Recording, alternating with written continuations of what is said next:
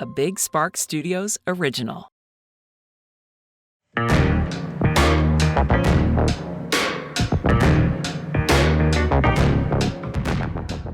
Hey, how we doing?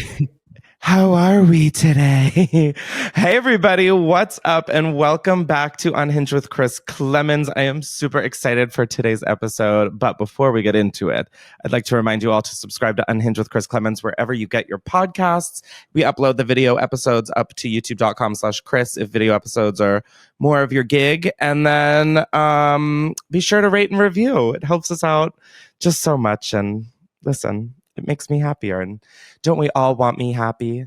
Today I'm so excited because I have someone that is like one of the people that I have known the longest since being on the internet. And anyways, Miss Benny is here with us. Hi, is this where I speak? Yeah, it's called a podcast. So we're really banking on you to talk. Oh, okay, cool. Yeah, I can do my best. Yeah, I'm so happy to be here. I really can't pinpoint how long we've known each other at this point. I was trying to think about it today, and then my ADHD really got the best of me, and I was like, well, I just, it feels like a lifetime. I'm freaked out because I think it might be close to, is it close to 10 years? Like, I think I literally met you when I was like 15 or 16. Which is like so crazy to me because you were like, through our mutual friend and your manager, Lisa, we met just through the whole YouTube scene. And I was going to talk about this after we do the cause, but I mean, I really relate to you and respect you so much because we both really started out so young, kind of not knowing what the hell we were doing. Yeah. And we've both just really kind of gone on to live so many different lives in our careers through it. I mean, this is starting to sound like a little Sex in the City-y, but like I really, when I was thinking about like what we're going to talk about, it like hit me that I feel this like resonance to you because you are like such a go-getter. You're such a hustler. We share the same trauma. We share the same warfare. I mean, if you say the phrase playlist live around us, we'll both get a nosebleed. So I just like had a seizure. Now, something I like doing when we have guests on is having them come with a charitable shout out or an organization that could use some eyes, love, or donations. And Miss Benny came with For the Girls, which my computer autocorrected to For the Growls. Justice Fierce.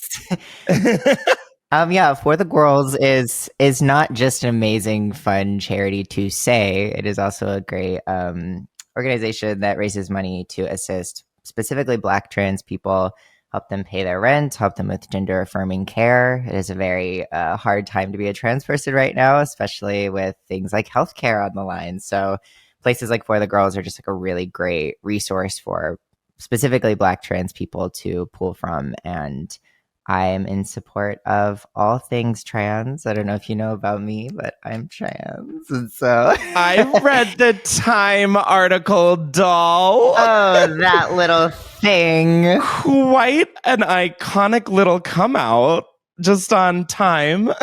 You love that headline? It was like, Miss Benny is glamorous, ... and transgender. I think that's so funny.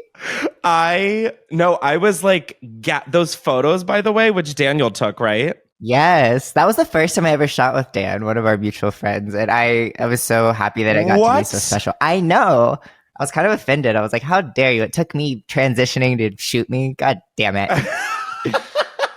He's so fucking gifted. Oh my God. No, when I saw just the whole thing, I remember I like had just woken up and I looked at my phone and I was like, ah!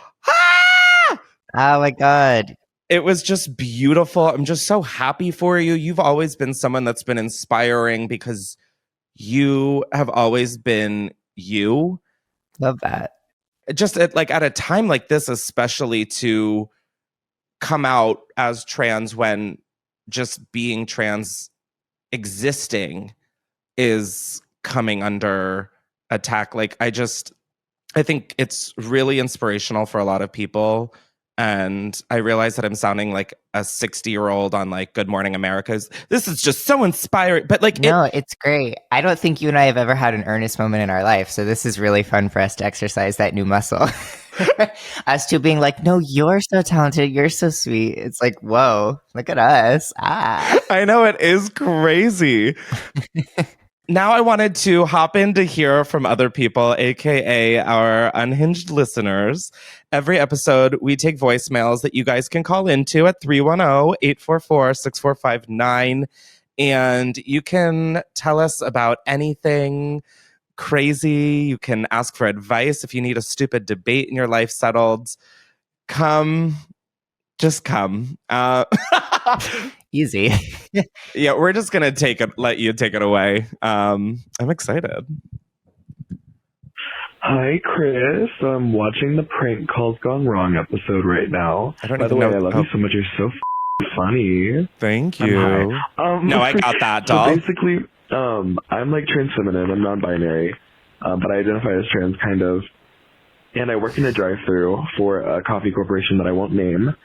And I get harassed on the daily because I am like a drive-thru worker. I sit there and I see everyone. One time we were out of Frappuccinos and someone called me a F-slur. They like gassed it past the window and called me a F-slur. And I was like, homie, over a Frappuccino? Anyways, how do you deal with that? How do I go about like making myself be able to sleep at night with that kind of stuff? Because management won't do anything, you know? How do I get over that? Because their opinions don't matter, but I need to learn how to internalize that, you know? Anyways, don't know if any of that was coherent. No, that was... Love you so much. Love the podcast. Thank you. Yeah, bye-bye. Oh my God, bye. No, I mean, I think I was trying not to make a joke for F-slur being Frappuccino. I was literally right there with you. We're in like YouTuber rehabilitation, so both of us were like, don't make this stupid joke. Literally, I was like, this is really tender and sweet, and honestly, probably one of the most genuine voicemails I've gotten on this podcast. I know. I mean, why don't you answer, Miss Benny? Oh, sure. Well, first of all, I want to say I also love the identification of kind of trans. I think we all operate under that at some point in our lives, so I totally understand you. I have no idea what possible coffee chain this could be. There's so many options to think about. There's one in particular that I know used to pay for people's gender affirming care, and they don't anymore, so that's interesting. But anyway, wait, is it the same one that has an item called a Frappuccino on their website? You know, some things are starting to make sense. I don't know. I mean, if I'm being honest, like, I personally, when you get called certain words so many times at a certain point, you do kind of have that sense of humor about it of like, I can't believe you're going to say something like this over a Frappuccino. I can't believe you're going to like make the conscious decision of like, oh, I'm going to get this person. Like, that's so crazy to me that like truly the only way I've been able to get through it is to just laugh. I know that like when I came out as trans recently through my Time article, someone commented, I mean, there were so many transphobic comments like just in general, but I kind of started to enjoy them because they got really clever. Particularly one I thought was really funny. Someone was like, Miss Benny, let's say Mr. Benny. And I was like, oh, you gagged me. Oh, you got me. Oh, you got me good. So sometimes I feel like you just have to laugh because the circumstances which people use these words in are just so absurd. I mean, I'm sure when you're making this person's drink, you're just giggling over the fact that they're giving you that much power. So as long as you're safe, laugh. We love to laugh. Yeah, that is like exactly pretty much what I was like. You hear it enough times where you're sort of like, what does that even mean at this point? Because like, yeah, it just starts to lose kind of all meaning after you've heard it a certain amount of times. And like, I always say, like, I laugh at it because it is kind of funny to see how creative people get and how much this bothers them of people that they like don't ever have to really interact with. Getting a drink from, we'll call it Starbucks, allegedly. Getting a drink from Starbucks, like, that's not really an interaction. That's like a transaction. So like, transaction. Oh my God, this is like a slam poetry in the making. I swear to God. I know. There's some clever wordplay that we could really dive into here. Between frappuccinos and transactions. I can see it now. But yeah, I think it's something that you have to go on your own personal journey of, and kind of, I don't know. There is no right answer or like shortcut or really anything along those lines. Yeah. It's just kind of a process, as is a lot of what queer people have to go through on a daily basis. I will say also, like, I always giggle at, like, when somebody's homophobia or transphobia towards me is just them calling me trans or calling me gay. Because, like, I look back to when I was a kid and, like, the boys in Texas would call me gay. They'd be like, oh, you're so gay. And, like, now I'm looking back, I'm like, you were right. Like, and what? Am I bad at being gay? Am I ugly? Like, am I annoying? Like, what kind of gay am I? Yeah, give me some pointers here. I love when somebody in my comments is like, you know that you were born a man. And I'm like, believe me, hun, I'm very aware. I got you. I'm very much, if you're thinking about it, honey, me too. So I don't know. I mean, so somebody's just saying like a slur towards me that's just labeling me. I'm like, you're correct. You are right. And now what? That's what's so funny about looking back at like middle school and stuff. I'm always just like, why was I so defensive? Like the girls were right. You're like, I literally was. It's so crazy that like just you get to an age and a point in life where you just don't fucking care. Like, yeah, I really do firmly believe that. And being safe is like, I will say, the most important thing, because of course. I sit in a position of having, I mean, that was one of my driving forces to build the life I have now, was to become more quote unquote powerful than the people who could like hurt me or come for me. Yeah. I just wanted to build as big and stable of a life as possible, so that it's like, okay, you can't really say shit now. Right. Yeah, I don't know. You just got to do what's best for you and trust your gut. That like it goes a lot further than you think, and my gut is currently going a lot further than I think, because Papa's eating good. Now, I wanted to go over some pop culture stories and to culture us a little bit. Something I've been seeing a lot about that I have just been avoiding like the plague is a fun thing that Instagram is introducing called Threads, which is Twitter's new competitor. Instagram's Threads app. Oh my God, it's a whole separate app. I'm on it right here. Isn't that crazy? Are you actually? I downloaded it last night because I got a push notification about it. And I was like, you know, I'm in promo for my show. So I was like, oh, let's get into it. Oh and, my God. Is it good? It's fine. Like, here's the problem with it.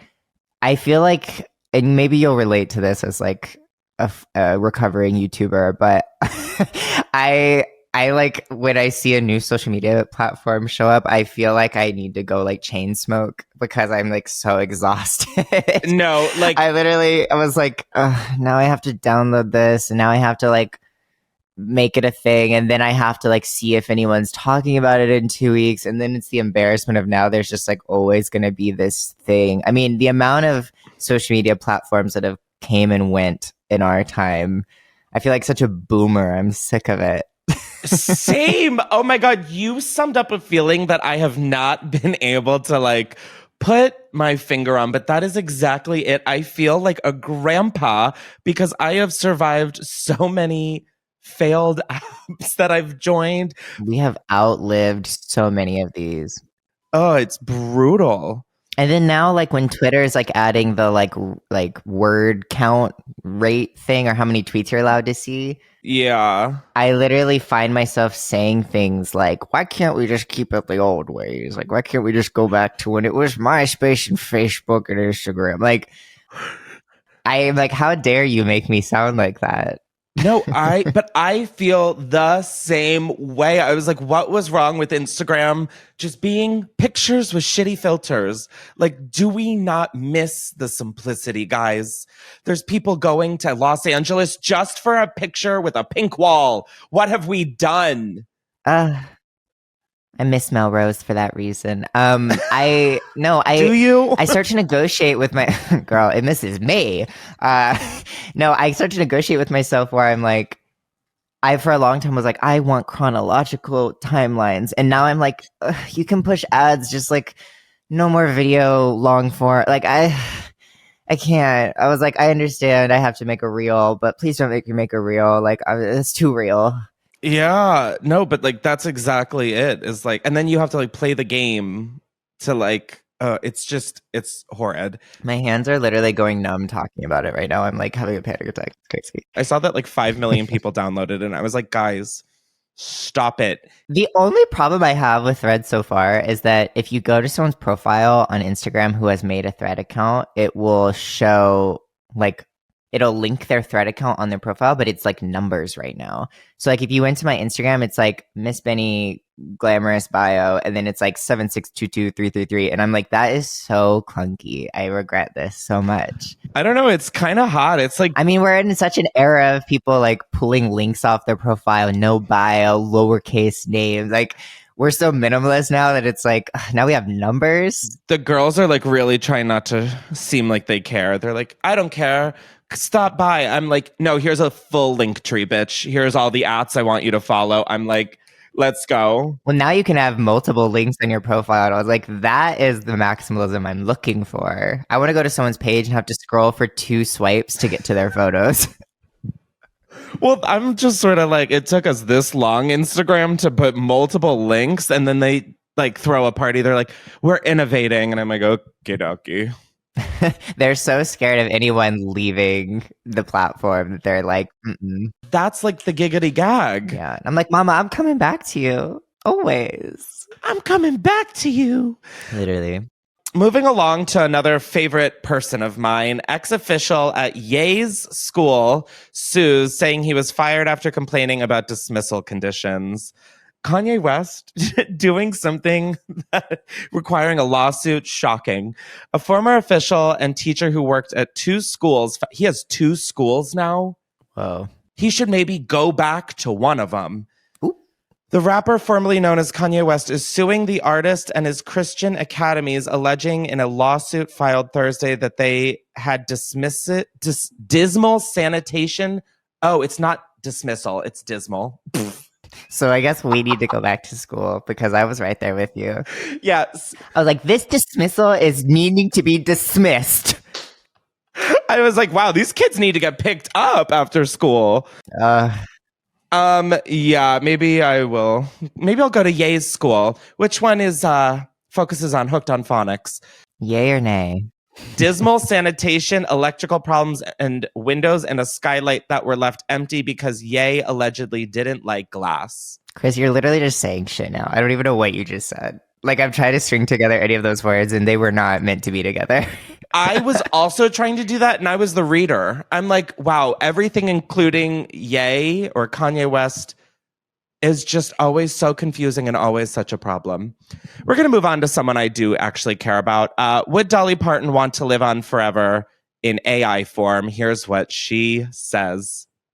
I mean, these are so stupid. Like, Dolly Parton is going to be like, y'all, I just want to live. Like, what? I thought you were going to play an audio of her being like, well, yes, I do like AI. Like, I was waiting for, I don't know why I thought there'd be like a soundbite. I was so perched for it. No, I'm so sorry. We don't have that kind of budget on this podcast. As you can tell, I don't But even if know I want, if we get an AI Dolly, I want it to be like, have you ever been at an airport where they have like a cardboard cutout and then like a face projected onto it? Like, I want that level of uncanny Dolly. No, that's like my favorite level of like Black Mirror that we're getting into, are like the cardboard cutouts that look so horrific. I love it. But are like, do you need to get to your flight? I'm like, yeah, I do. Tell me more. It's so crazy because it's not helpful. It's not attractive. And it's borderline scary. Like, it doesn't really accomplish what it wants to accomplish. No, it's horrifying. Well, Dolly Parton is feeling iffy about the AI life. The country music legend revealed that she isn't interested in living and performing music forever in AI form while speaking at London press conference. I think I've left a great body of work behind, but as Dismal. The word is dismal. Dismal. Yeah, she's basically just like, no. And honestly, that's kind of how I felt about Dolly's like, let me die, doll. Let me die.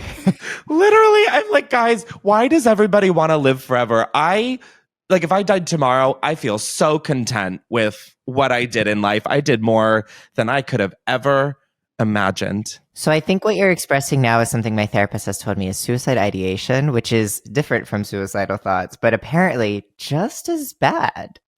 Newsflash for me. Well, fun thing about this podcast is I always have therapy right after it. So we'll just add that one to the list. Perfect.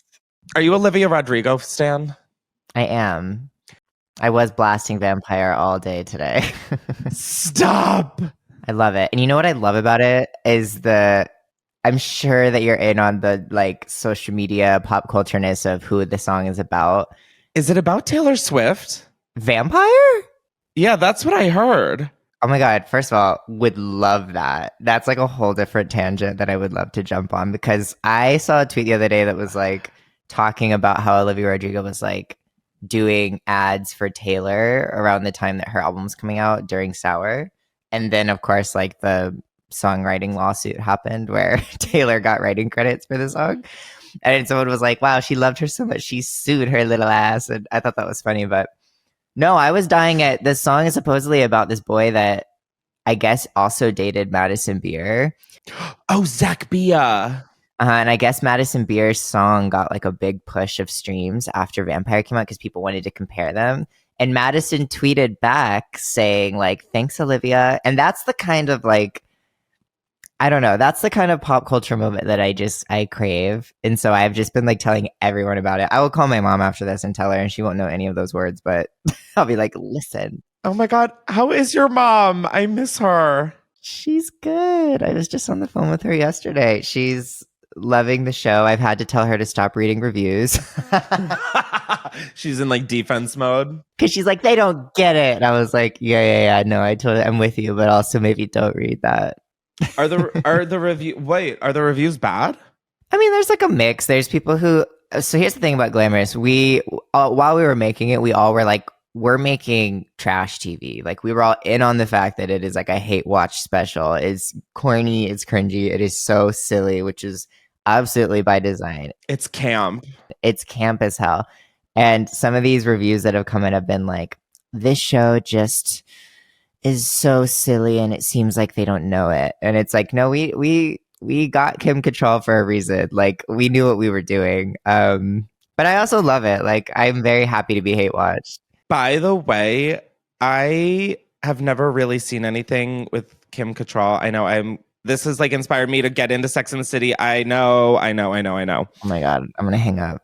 But oh my God, seeing you act alongside her was like just unreal. It's surreal. I still can't believe it when I watch any clips or see any photos where I'm like, oh my God, that was literally my life for like 6 months. That's crazy. No, it was like crazy.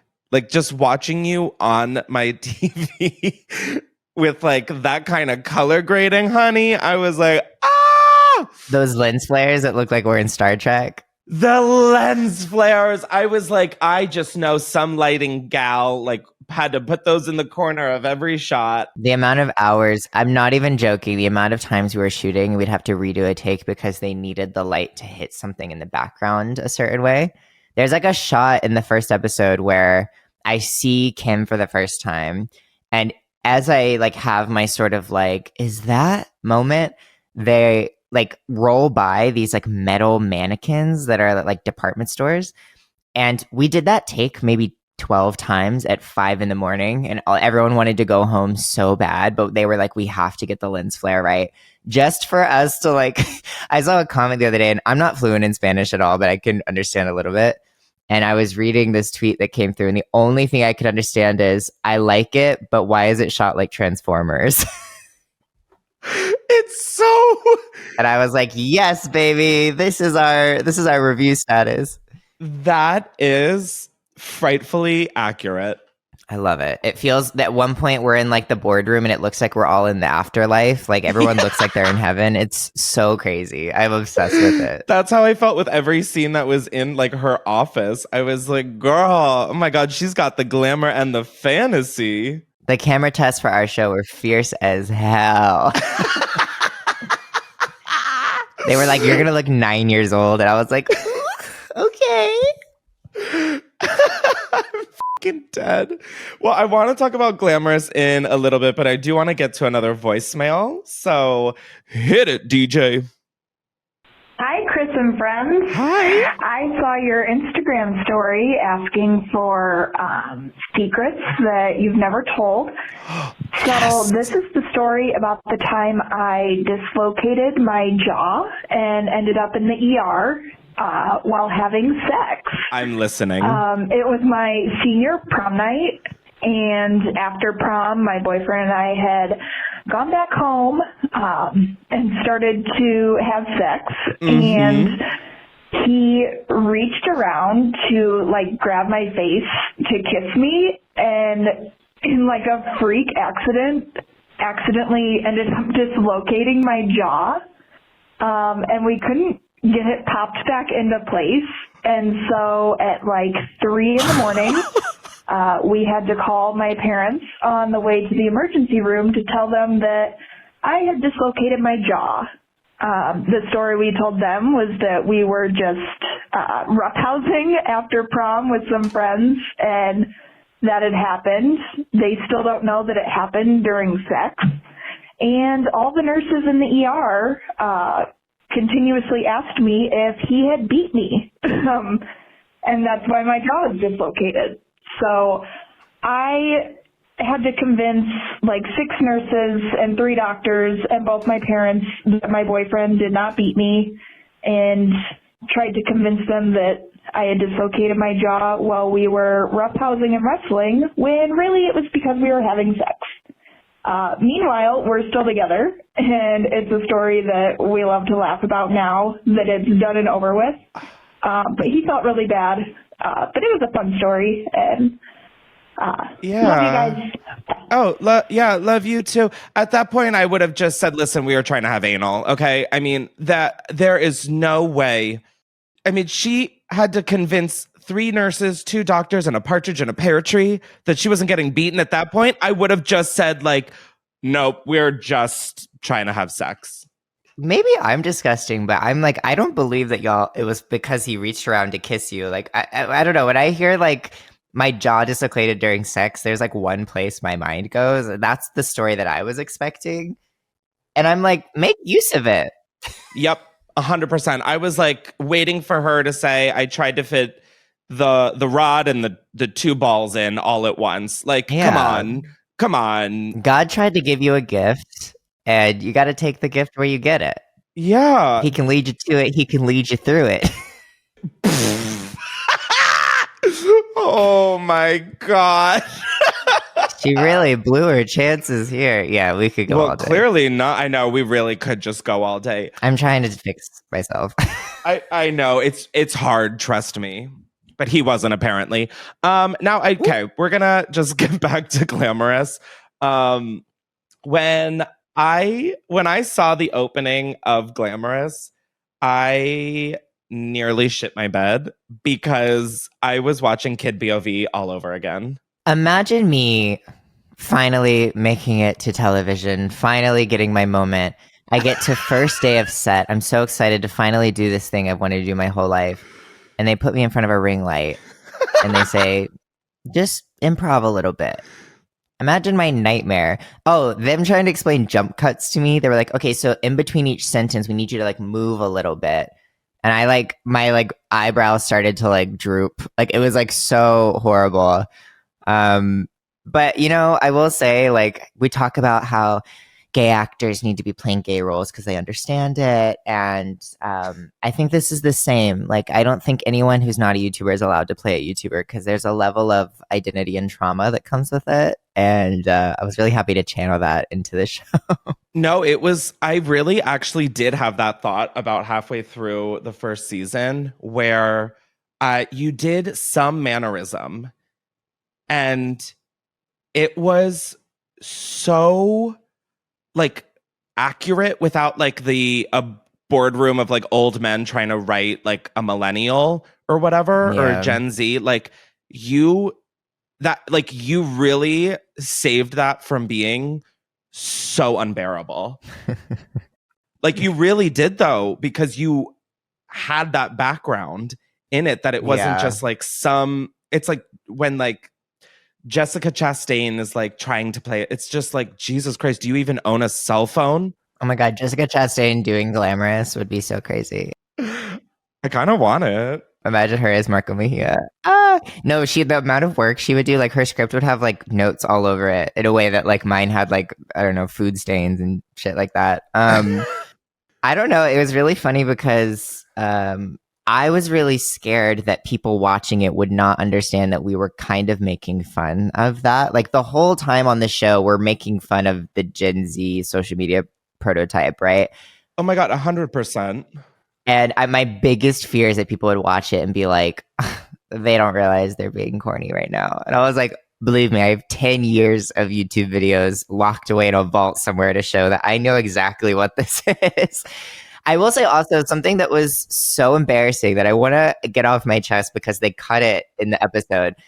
Do it, girl. We shot like, I think I was going to say 20. It's actually probably like 8 or 9 like YouTube montage clips where it's like me doing all these different challenges. Like we did one where I like painted my face green and then like keyed it out in a green screen, and that was supposed to like be in the opening scene, and it got cut. But the one that they cut that made me very upset was they had me do a TikTok dance. And it's not just that they had me do a TikTok dance, they had me choreograph it. So I had to like go home and like research TikTok dances and like try to put one together. And then on the day I had to do it for like a minute straight over and over and over again. And that was the moment that Kim Cattrall visited set for the first time. And so that was how I met Kim. And so literally one of my first moments ever meeting one of my idols was while I was doing a TikTok dance. And I like couldn't quite convey to her that I was like, I don't like this. I don't want to be doing this. I'm being hired. Like, this is funny. Like, we're making fun of me. You can laugh. Like, it was so humiliating. And then they cut it from the episode. So I'm like, I went through all of that. And for what? For what? Did you and Kim hit it off though?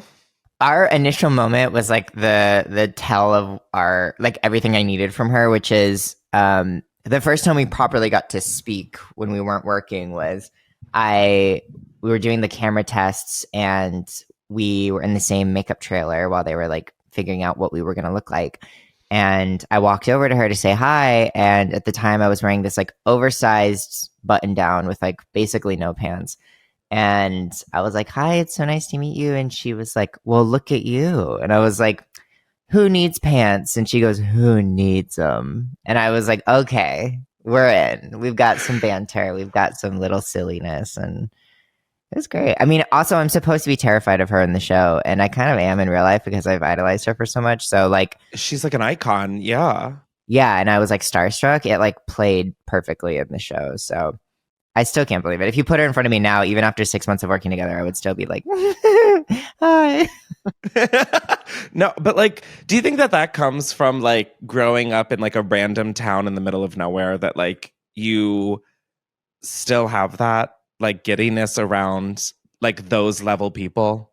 Yeah. And also someone like her, like she has what I lovingly call like TV face, where it's like, she has the kind of look and the kind of presence that like you only have if you are on television and you only have if you're in movies. Like, so when you're around her, there's no fear of accidentally like becoming like too comfortable or humanizing her too much. Like you're not going to, because she's clearly a television icon from the second your eyes. She's got TV face. She's got TV face. And with the right amount of eventual surgery, I will probably get to TV face too. Believe me, when I get my cheeks out to there, you'll be intimidated by me. It's so funny. I was watching one of the episodes last night and I like was having that thought of like, like, I wonder if she's got work done. Not in like a judgy way, just like as a... I'm so blind to it all. Like truly, Same. I also live in such a trans normative of like, to me, plastic surgery is like so not something that I'm like, to me, it seems so like necessary sometimes. So I'm like, Yeah. when I see people, like there's a drag queen who has had so much plastic surgery who I love, and my brain doesn't understand like that she's had work done. I'm like, no, this is just like she's been touched by an angel. This is what everyone does. Yeah, the doctor's name was Dr. Angel. Dr. Angel, yeah, Angel Martinez. He's down the street. No, but it's also that like I'm blind to just visual perception in general. Me and my friends always joke that like I don't understand what a average like cis woman or cis man looks like. Same. So like I will see my friend who like has a mustache but is wearing makeup, and I'll be like, "You're like passing today. Like you're like woman today." And then I'm like, "Oh, I think we're delusional. I think like we're like mind numb." But like, wouldn't you so much rather have it be that way? Yeah. Oh my God. Someone commented on my Time magazine thing. They were trying to be transphobic, and they were like, well, it seems like this man's had a lot of good work done. And I was like, oh my God, you think that I had FFS already? Ow. Thank you so much. You think I look good? I was so touched by that. I was like, good work. That's nice. Like he was basically calling me beautiful. Like if you really think about it. That's all I heard out of it. He was literally like, wow, this man is stunning. And I'm like, I'll take that. That's all I heard out of it was that you're gorgeous. That's all my little fish brain can make of that. Listen, run with it, girl. Like, that's all you can do most days. I had a question about the writing of the show. How much of that was like, because you're very quick on your feet. You're smart. You make like crazy references and like you throw shade so effortless, whatever that word is. What you're saying is I'm mean, which you can just say it. I'm mean. It's all right. No, I don't think. No. If I mean, like, listen, I'm the biggest bitch alive. If I was going to call anybody mean, I would just call them mean. Oh, don't say that. You're barely alive. Right. But no, there was just like the Rita Ora thing, like this flopped harder than a Katy Perry, like just all of these like little things that were so like, I'm gay, I can't do math. Like, did someone write those, or did you add that to the show? I wish I could take full credit for all of that, but Jordan Ardino is like a advanced homosexual, and he is also the writer of the show. So he's very privy to like cultural references and pop culture moments. But I will say, like, I signed on to this project 4 years ago, and in those 4 years that it's been in development, it's been rewritten a million times, and I've stayed really close with Jordan through that whole process. So there's a lot of moments written into it that are moments that like we've talked about and we've bantered about or we've done bits about. And then in the moment on set, there's times where we'll do alt readings of like, okay, instead of saying this flopped harder than this, we'll like throw a couple other things in there.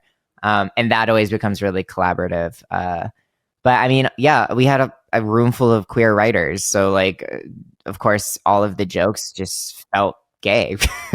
Yeah, it really hit. And like, I noticed that like, yeah, it could get a little campy, but I really felt that for one of the first times watching a show with Gen Z and like this younger kind of dialect, if that's a thing, like just it felt really natural and not like weird.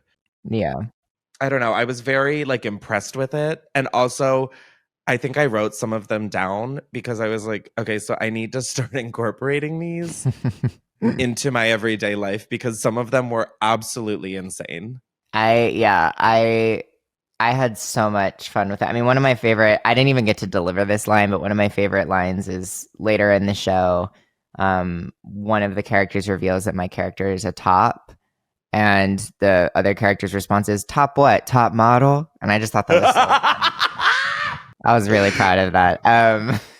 But like, see, that's what it just everything hit so well. And I appreciate that. And I want to call out too, like, we wanted to go even further a lot of the time, and because of the nature of television, like this version of the show, believe it or not, was like the reined in version. There was originally a scene where Kim Cattrall was supposed to do poppers, and it was supposed to be like so insane.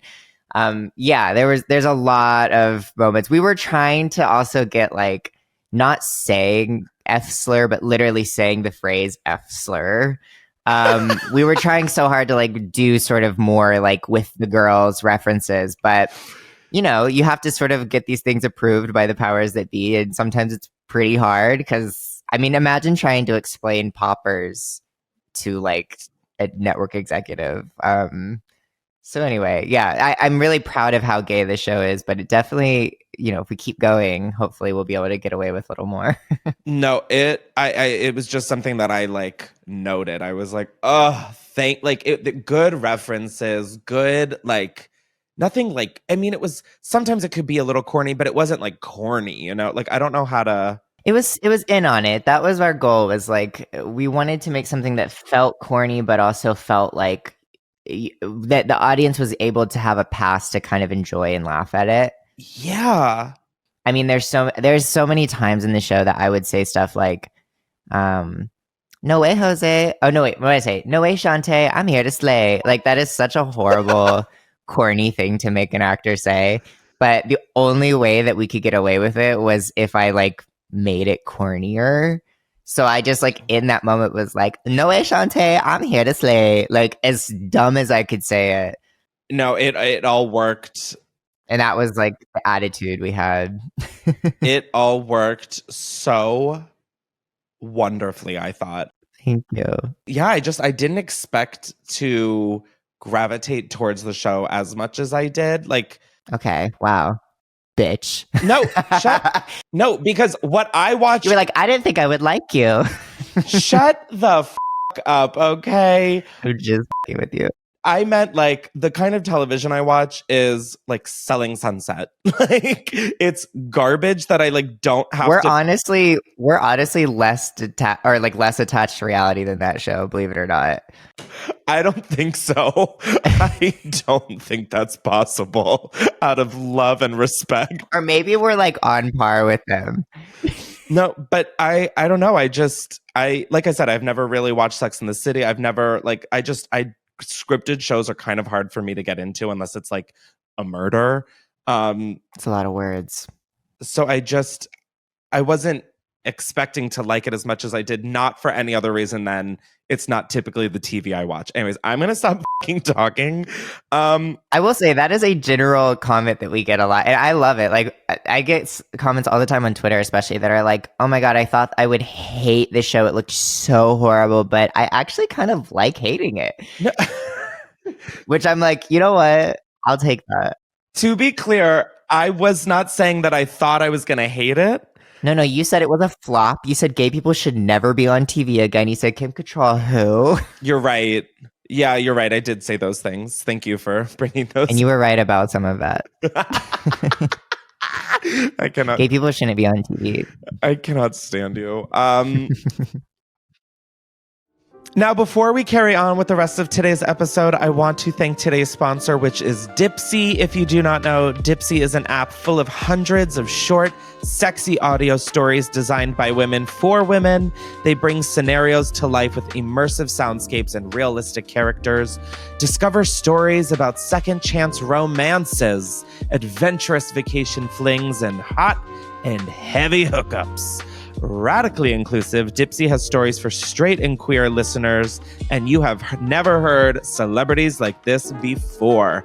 New content is released every week, so in between listening to your favorite stories again and again, you can always find something new to explore. They also have soothing sleep stories, wellness sessions, and sexy stories that you can read if that is your thing. Now, let Dipsea be your go-to place to spice up your me time, explore your fantasies, relax and unwind, or just to heat things up with a partner. And for our Unhinged listeners, they are offering an extended 30-day free trial when you go to dipseastories.com/unhinged. That's 30 days of full access for free when you go to dipseastories.com/unhinged. What is that? You didn't catch it? It's dipsystories.com/unhinged. Let's get back to the episode. I wanted to ask you, marry, kill Chad, Ben, and Parker. Oh my God. Like, what would you do in real life? Yeah, not Marco, but me, Miss Benny. Yeah, your character was ready to murder by the end of this season. Like, I was watching some just in bed, so stressed out. I was like, what is he doing? And then I'm like, Chris, this is not your friend. You've got to watch Sex in the City. I know, this is why I was like, I need to. Because truly, Carrie is Marco. Marco is Carrie. Like, it was hard for me. I was like, bitch, get your shit together. But Marco's a mess. But hey, if straight people get to see themselves be messy, so do queer people. Okay. And I loved it. It just was stressful because I was so invested in it. I know. Okay. So I would... As Miss Benny, who would you marry, kill? As Miss Benny, I would... I mean, I'd have to Chad just for the story. But I also feel like we joke like Zane Phillips, who plays Chad, is obviously extremely attractive, but the character Chad is like kind of sexless. Like insufferable. It kind of feels like if he like pulled his pants down, he'd have like the Ken mound. The Ken bulge. Yeah, so like I think I just want to see what was going on in there. So I'd be like, yeah, we're gonna I'd probably marry Miss Benny would marry Ben because I like men who are very flustered and intimidated by me. Ben, I swear to God, I like think I have a crush on the actor now because of how much. Yeah, I do too. Like, what the I'm obsessed with Ben. Unfortunately, Michael C. Rosen is also like even better in person. I like genuinely, when I met him, I remember calling my friend being like, this is going to be a huge problem for me if this show's a hit because I'm going to have to not be in love with this person for like who knows how long. And then I started working with him and I was like, he's my sister. He's so annoying, but well, slip your sister my number, please. Oh my God, please. And then you would kill Parker. I would have to kill Parker, but I would not kill Graham Parkhurst, who plays Parker, because he is also. No, we're talking about the characters, girl. Don't loosen up. Yeah, I would kill Parker though, because I think that first of all, I don't think he's featuring Miss Benny if he's not featuring Marco, and also I think that like fantasizing about what that like fun murder would be like. I actually, in real life, when we filmed one of our sex scenes, I was wearing these high heels that had spikes on the tip that were like legitimately the silver ones. Yeah, they had like these. It was like these Alexander McQueen shoes that were legitimately a weapon, and they were sharp. I don't know why the hell they were sharp, but they were sharp. And during the sex scene, Graham is like fully naked and greasy because he's supposed to have like just gotten out of the shower, and then I'm fully clothed with like feathers on my body. Like they really were just like, we're not going to show any skin on this show from Miss Biddy. I was like, okay, I won't take that personal. And then I'm supposed to whip Graham around. And one of the takes we did, when I whipped around, I heard like a pop as if you like stepped on a balloon or something. And I was like, that's weird. And I pushed him down and like started to kiss him. And then he was making this face. And I was like, I guess I need like a mint or something. Like, damn, like he's really not featuring this kiss. And then I was like, are you okay? And he was like, I think something happened to my foot. And we looked down and there was a pool of blood because he had stepped on the spikes. And so... yeah, I guess I would kill Parker because I've seen his blood on his apartment floor. Yeah. Oh. And I do think now he owns part of Netflix because of that. So honestly, Slay. That's how that goes. They caught a case real quick. No, I literally, when it happened, I was like, oh my God, I'm so sorry. That's totally because of production, not me, right? Cool. You're like, I wouldn't have picked these shoes, just for the record, even though I probably would have. I was like, oh my God, it's so horrible that wardrobe made me put these on and I didn't run to them and say, oh my God, I want these. Parker, I really thought when you guys went to P-Town, he was going to kill you. He gave me such serial killer vibes. And I don't know if that was him or his fucking apartment, but I was like, oh my God, Like, Marco, run, bitch. Like, run. I know, it was so brutal. I don't know if we actually got to see it in the show, but like the set builders were so good at like making his apartment feel as creepy as possible. Like if you opened his fridge, it was all like protein and like electrolyte drinks. There was like no food. It was like stacked from the front to the back on every shelf. And then the top of his fridge was just like different like protein powders. Like That's like a true nightmare. insane. And then his closet had like 10 fedoras stacked on like one of the shelves, and we were like, no, who the hell? It was crazy. See, I don't feel wrong for thinking he was gonna kill you then. So there. Yeah. But Marco was down for it. Marco was like, kill me, daddy, please. I know, and I was like, Marco, can you get a fucking grip and some self-respect? I know. Oh my God, I was like so mad. I was like, if you don't take Ben, I will. I swear to God. You'll be gagged to find out there are a lot of people who are Team Parker. And by the way, Ew. on set, like the crew and the cast, I mean, there were times that I was back and forth. Like, I understand the charm. I mean, and you have to watch Sex in the City. You have to watch Sex in the City because there is an incredible love triangle that is even more infuriating than this one. That like you'll understand when you watch that. No, like this show, I don't know what. Maybe it was like the Kim Cattrall of it all and like this like glamorous fashion beauty world thing. But I was like, oh my God, I think I'd be really into Sex in the City. Like, I think the time is now. You would love it. It's one of the perfect TV shows. Like, it is just so good. Now in the show, they ask you what your favorite drag queen is that is not on RuPaul's Drag Race. Who are like your favorite queens? Like, I don't care if they're from RuPaul's. Like, I have gotten dangerously into Drag Race, like addicted. And I want to know. Well, I will say one of my favorite drag queens is actually, we got her in the show. She was like very inspiring to me for both my transition and just as a performer. Her name is Chiquitita. She's in New York.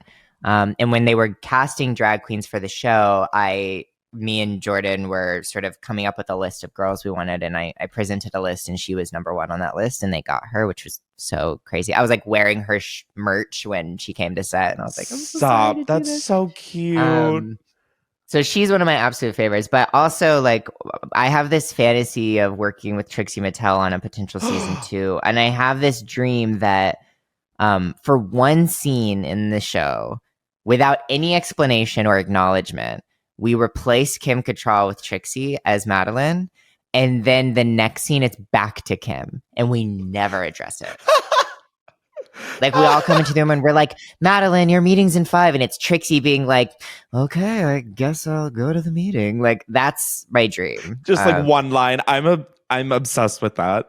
Yeah. And of course, like, actually Monet Exchange is one of my favorite drag queens. And so when Jordan wrote the script for the show, it was scripted as Monet from the beginning. But I was like, we're not going to get Monet. Like, we're going to have to work backwards because she's so busy. And I think at the time she had a tour booked. So it was just like, this isn't going to happen. And then somebody had the wits to be like, oh, let's book her like months in advance so that we can be sure we have her. And when I tell you, the red carpet that was rolled out for her, like, we had like catering that we had never had any other day. We had like people that were escorting us around on set who had like never worked there before. Like, it was as if we were like Game of Thrones or something. And then she forgot about us. I was gonna say she did a podcast and she forgot.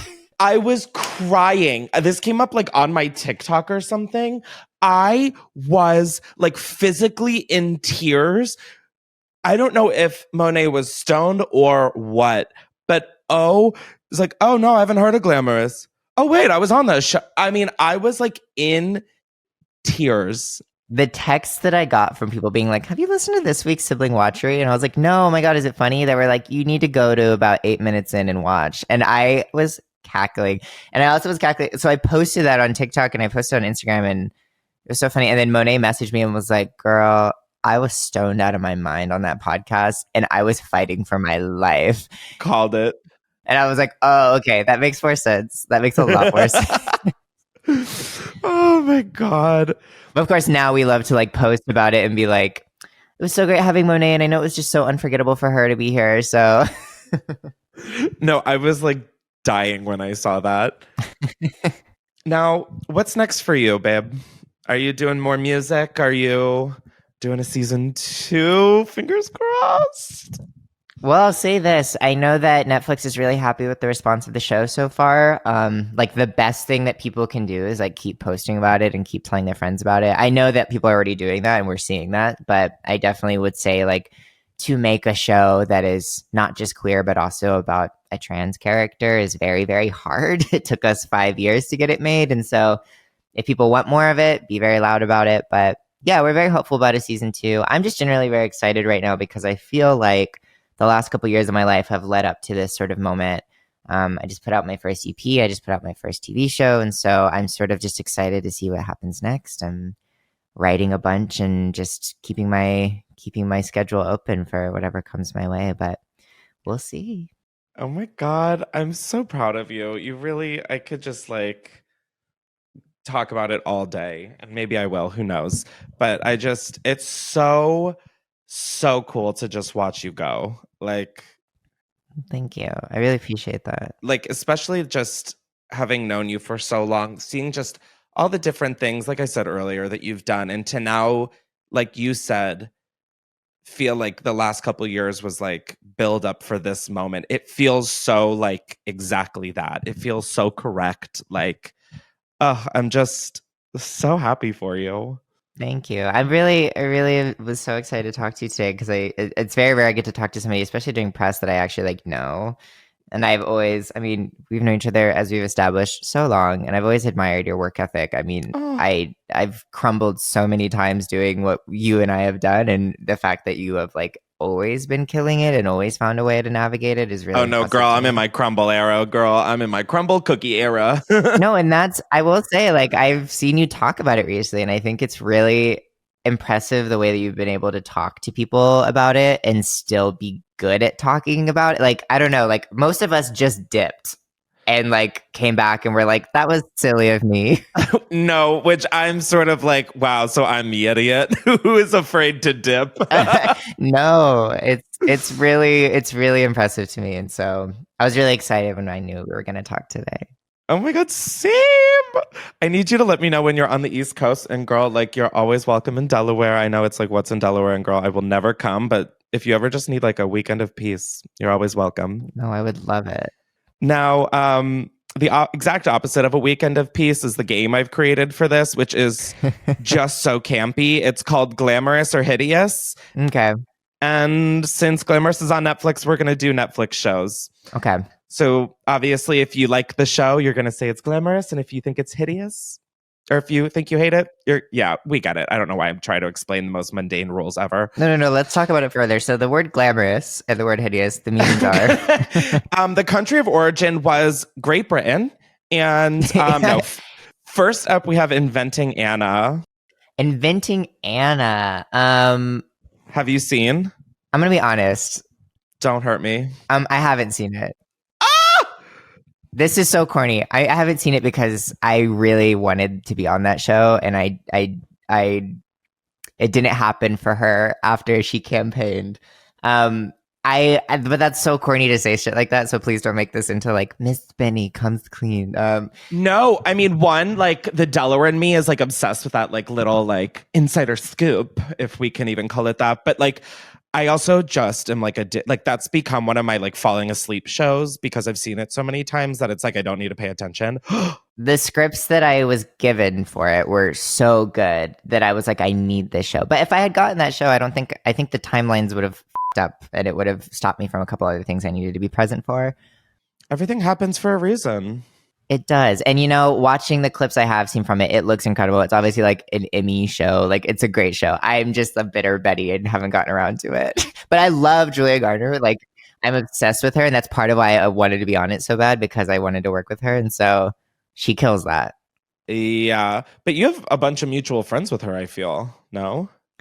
I've run around and I've seen her out and about, but I've never said hi. I was at an event that she was also at and she looked so cool. And there was a table where it was her, Paul Mescal, and there was someone else really cool with her. And I remember thinking like, this table is like beyond my reach. I need to just like observe and enjoy.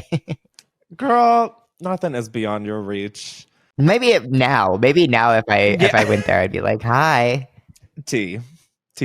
Chelsea does Glamorous or Hideous? Glamorous. Absolutely. Good answer. I was going to have to literally stop the game if you said Hideous. The Crown. Little red dot on my forehead starts. I say it wrong. Literally, I'm like, that is not a filter, girl. The Crown. I'm gonna say Hideous, but I know that I'm wrong for that. No, you're not. My family loves the show. My friends love the show. I don't think I have the attention span for it. But every time I see clips of it, I'm like, I get you. Yeah, I watched for like the Princess Diana tease, and then that lasted a season, and I was like, I'm so sorry. These people are so inbred in real life. I can't. I just have such a low tolerance for the royal family. It really is. I don't know why. I just couldn't find it less interesting if I tried. I wish I did, because the people who love it, love it. Love it. Oh my God, they love it. They eat that up. They love those things. And there's so much for them. So I'm like, oh, I wish I was you. Same. And I don't think I'll ever be one of those girls. I mean, it was well shot and it was pretty, but it's once again not the kind of television I'm into. I'm like, show us the murder. Like, open up that you actually killed Diana, bitch. Next up, Black Mirror. Black Mirror is glamorous as hell to me. I love that show. I've always loved that show. I will say I'm also annoying in the fact that I have not seen the new season because it came out the same week as my show. And I was like, hold on. I haven't seen it either, honestly. But I do love that show. And the fact that that Glamorous is like on the same global top 10. Like we're in the top 5 with Black Mirror is like insane to me. It's like such a dream come true. I was gonna say that earlier, that like seeing you guys in that spot, I was just so I feel like I'm just like literally like frothing at the mouth for you in the show, but like oh my God. I genuinely am just so excited for it. Like that is crazy. It's always wild when like my friends do these things and then shit like Netflix, it's on just like the global top 5. I'm like, what? It's weird. I feel that way. I feel that way anytime I watch any of us have these moments where it's just like, how did we all go from like, how did we do this? How did we get here? You know? No, literally. I would say Black Mirror is like a little hideous for me. I love I love the show and it is really good, but it has caused me so many actual sleepless nights. Of course. And I just feel like life is already Black Mirror enough that like I don't think we need to give anybody else more ideas. I know. Like I remember watching the Dallas Howard one. Bryce Dallas Howard, is that her name? And it's like the one where you can like rank everyone. And I'm like, oh my God, we are like literally 6 years away from that. We are literally like so on Threads right now. Literally. By the way, when you get on Threads, it like asks you to import your Instagram details. So you can like use the same bio, use the same whatever. And then one of the things you can do is use the same follow list. Like you can be like, oh, I want to follow all the same people I follow on Instagram. And because of that, like you start with 0 followers, but as people make accounts, your followers like join you over there. And so like all the last like 24 hours, I've just been like, it's so bad, but I find myself like checking that number and it's the same people. It's nothing new. No. I would get the same technical effect of like scrolling through my follower list, but for some reason it's a dopamine release. I'm like, oh, they're finding me. I'm blowing up, but it's literally the same crowd. And I feel like I'm in that episode because I'm valuing it so much. No, I get it. Like, trust me, my numbers are on the decline. And anytime that number goes up, I'm like, oh my God, anybody big, anybody, anything. And I'm like, oh my God, Chris, this is so pathetic. You're better than this. And I'm like, well, clearly not. Oh, yeah. I've tried to stop telling myself I'm better than that. Oh, yeah. I mean, I think I really should just kind of accept the fate that I'm not, because I think that's part of the problem. Yeah. Next up, we have The Watcher. The Watcher's the Jennifer Coolidge show, right? Absolutely. Not The Witcher. I get them confused. Okay. I loved The Watcher. I think it could have been more campy. I think it kind of grounded itself a little too much. I feel like it wrapped up pretty quickly. Yeah, I think they're making more of it. I don't know, because it was based on a true story, but then they were like, well, we're gonna play with the ending, and I'm like, They were like JK babes. well, wait a damn minute, you can't do that. And so Yeah. I mean, I also thought, like, kind of the whole time, why did they not just put a Ring camera on the fucking mailbox? But The way that I would have left that house the first day and been like, you deal with this. Like I could not. literally, I'm like, the house is like, yeah, it's pretty. It's not that nice to be putting up with that. When I was filming in Toronto for Glamorous, there was, I like almost can't talk about it. It was so crazy, but I was staying in this one place, and this person who I guess had stayed in the place that I was staying in came to the front door one night. And so I had just ordered Postmates. I was going to go sit on the porch and just like eat and like watch Survivor. And I opened my front door all excited because it's the end of the day of work. And I opened the door and there's just a woman standing out there. It's staring. And I literally was like, it was so scary. She started to like threaten me. She was like, I lived in this house for years. Why are you here? And she was asking to call the owner of the place, but I was like, I don't know this person. They're like just like a landlord. Like I literally found them online. Like I don't know who this is. And so I literally like had to pack. I packed like as much of my stuff as I could that night and like left and stayed at my co-star's place. And then literally the next day I like told production, it was like, I need to, when I go home tonight, Relocate. not be there. Yeah, I was like, so then literally they were so sweet about it, and they sent somebody to basically like pack up my place, and then they put me in a hotel for like 2 days, and then I got a new place that was like so nice. But I don't mess around with that. I was like, the second somebody like knocked on the door, or not even knocked, they were just standing at the door waiting for me, I was like already looking at Airbnbs in my head. Like I was already like out of the door. No, I don't blame you. So the Watcher, I was like, if I got a letter from anybody that was handwritten, it's lights out. Yeah, like I don't think I'm that smart, but I would be smart enough to know better than that. Yeah. Absolutely not. Have you seen the documentary Bad Vegan? No. Oh my God, that was Is that glam or hideous? It was like, I don't even know how to rate this game, because like on one hand, it's like I enjoyed watching it, but then like the contents of it, I would say this one was like hideous. Based off the title, like This woman basically like owns a restaurant, comes into contact with this guy who like, and I might be misremembering some of this, which is shocking to no one. And she owns this like popular vegan restaurant. Her restaurant staff is like her family. She has this dog that she loves, and this man comes along and basically says, I can help your dog live forever. And that, which right then I had a hard time of like, I would be like, so do you have an extra brownie I can have? Because what? Like, it just like from the get, I was like, so this woman's just stupid? right. Like, I really didn't understand that it was like all kind of on the operation that this man would make her dog live forever. So he basically like drains her financially and then like disappear. It was just one of those things of like, am I watching a scripted show like The Watcher, or is this like a real thing? It was like a real thing. I don't know. It was Detached from reality at that point. yeah, it just was like pretty hard to like picture this like I don't know. It was just Bad Vegan is an incredible title, though. They really ate with that. no, they did, and it was vegan. A soy chicken burger. They said, "Here's a Beyond Burger, bitch." Selling Sunset.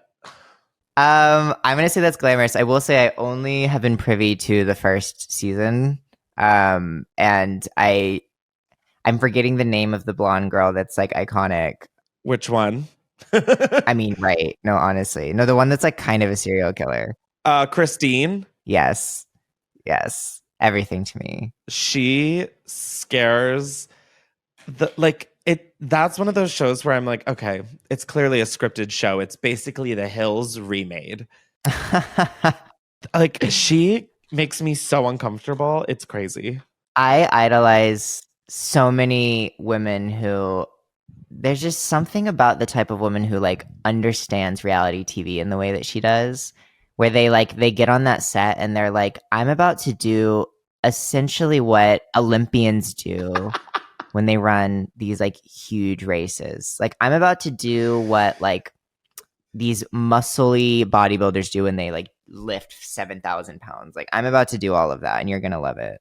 No, yeah, she really goes in there with like the match lit, the dynamite ready, and it is kind of inspiring. But it is. Yeah, I would say it's glamorous too. I love that show. It's also become my falling asleep show, which is so embarrassing. You're like, I will never watch Sex in the City, but what I will watch is Selling Sunset. Like 900 times. Like I would say that probably 76% of the streams of that show are me. And I'm not proud of it. Like I love that. I'm not. I don't. You sound pretty proud of it, so maybe reconsider. Do I? Pride Month is over. I feel shame now. It's okay. We're moving on to just the final voicemail, and we're gonna wrap this up. So, hit it, DJ. I was also kind of over the game. I really need your help. Okay. Pretty much, I'm non-binary, and I've been changing my whole name, pretty much. So I chose for my first name a year ago, Teddy. And I like it because it's gender neutral, and it's just simple, to me at least. But I cannot find a middle name. Or just, I can't find anything that goes good with Teddy. So I really need your help. I'm fine if it's gender neutral or like on the feminine side. I'm not so into the masculine side because I feel like Teddy does fall more on the masculine side. I don't know. I just really need your help. I cannot think of anything, and I don't want to change my name legally until I have my middle name situated. So I really appreciate it. Thank you. Thank you for calling, and that is so cute. Oh my God, I feel like honored that you would even ask for my help in this situation. Immediately, I have like Teddy June or Teddy Ann. Teddy Ann is cute. I'm a dumbass. I was like, you gotta lean in. Teddy Bear, Teddy Graham, Teddy Cloth. I had Teddy Graham, and then when they were like, oh, I don't want it to be too masculine, I was like, well, there goes that pun. Yeah. I will say though, like I completely sympathize with wanting to figure it all out before you change names legally, because I don't know where this person is calling from, but like getting your name like legally changed in some places is such a process. I've discovered. Have you gotten yours legally changed? Not yet, because of the fact that I'm just like overwhelmed by having to do all of that, because you have to declare it in a newspaper, you have to go to the DMV, you have to change it on your birth certificate, on your social security. Like there's so many things that you have to do just to get it changed. And also at the same time, I mean, this person's non-binary, so I don't know how they feel about this, but like having like the sex of your driver's license changed and like those kind of details, it's like so intensive. To be fair, understandably so, like it is like paperwork. I don't think that it's necessarily because they're like trying to put stops from people. Yeah. But yeah, so I totally get wanting to be like absolutely certain. I honestly would recommend, I use this a lot with, funny enough, like songwriting, but there's like a million generators on like Google, essentially. Like if you Google like name generators, you can punch in a first name and it'll give you a 100 options that start with a certain letter. And I'm not saying that you should get that so that you can be like, okay, I guess I have to go with that, but it'll visualize a bunch of names so you can see which ones look correct to you, because that's how like I feel about when I was changing my name from my dead name to Miss Benny. I was like, I just needed to like see a bunch of names. And when I saw that, I was like, that keeps a piece of me that I identify with while also making it feel feminine. So that would be my recommendation. But I'm really rooting for Teddy Graham or Teddy Bear or Teddy Cloth. Like, I think like we need to have silliness in our names. Just in general, I feel like we need to have silliness. The world is so fucking heavy. I don't know what you're referring to. I'll do some Googling after this. What? This world's not that heavy. I don't know what you're talking about. Oh, right. Okay, yeah. I want to live under your rock, bitch. You're like, I have therapy after this. I can give you some reasons. I'm like, no. I've got a whole list just off camera to stage left or whatever. Do you wear that sweatshirt to therapy? No, this is actually my new collab that's coming out with Mayfair. And Oh my God, this is it? This is it. It's this. I have a matching shorts that say "My therapist loves me," and then I have a T-shirt that's black with white that says "I love my therapist." I love that. My therapist has like changed my life. Does your therapist know that you're profiting off of them? Well, my therapist has profited off of me. Okay, so I think he'll live. Let's talk about that. Oh, he's always like, "Oh, I can't meet for the next like 3 weeks. I'm going on vacation," and I'm like, You're welcome. I'm like, "Where are you going?" And he tells me and stuff. And I'm like, honestly, I'm glad you're spending my money that way. You deserve it. And Yeah. he always like finds it so funny. He's drawing my next tattoo. Oh my God. I love that. I love him so much. Oh my God. Oh, I love my therapist. Are you sure that your therapist isn't your favorite? No, I mean, definitely. But I do really think I'm his favorite. So. And you're like, and I'll kill anyone who doesn't think so. No, literally, I'm like, if you're an op, I'll get you. Oh my God. Well, Miss Benny, thank you so much for joining us today. I feel so honored to, just call you a friend, to know you, to watch you become who you've been meant to be. And I'm so proud of you. Everyone go watch Glamorous on Netflix. Tell everybody you know to watch it. Yes. I'm telling you. Absolutely. This bisexual needs literally a second season, okay? Everybody go watch Glamorous, and Chris, go watch Sex in the City. No, you're so right. Like literally, I'm on it. Trust me, you have my word, which You have to. word coming from a white man. I was gonna say you should really listen, but Oh my God, I'm so scared. I know. I'm like, oh dear. Listen, white men, you'll love that show. Miss Benny, where can people find you? You can find me at Miss Benny pretty much everywhere except for TikTok, where I hate Miss Benny, which is honestly the better handle of all of my handles. That really is a work of art. And yeah, keep watching Glamorous on Netflix because it's doing really well and Netflix is seeing that. And if it keeps doing well, we'll get to do more of it. So that would be great. Oh, thank you so much. I don't know why my camera went out of focus, but my attention span is starting to as well. So this seems Okay, like good. a I'm glad you perfect acknowledged that because I thought I was just like having a coffee burst right now. No, I have been, but no, that is not the cause of that. It's just my shitty webcam. So yeah. Thank you guys Well, for thank you so tuning into much. another episode. Oh my God, of course. Thank you for joining us. As always, be sure to subscribe to Unhinged with Chris Klemens wherever you get your podcasts, rate and review. And we will see you guys next week. Also, I've been working on the podcast studio and it's coming together real nice and tight. So get excited because Unhinged is about to get a much needed facelift because this is not the vibe. That's for sure. Oh, alrighty. Bye, guys.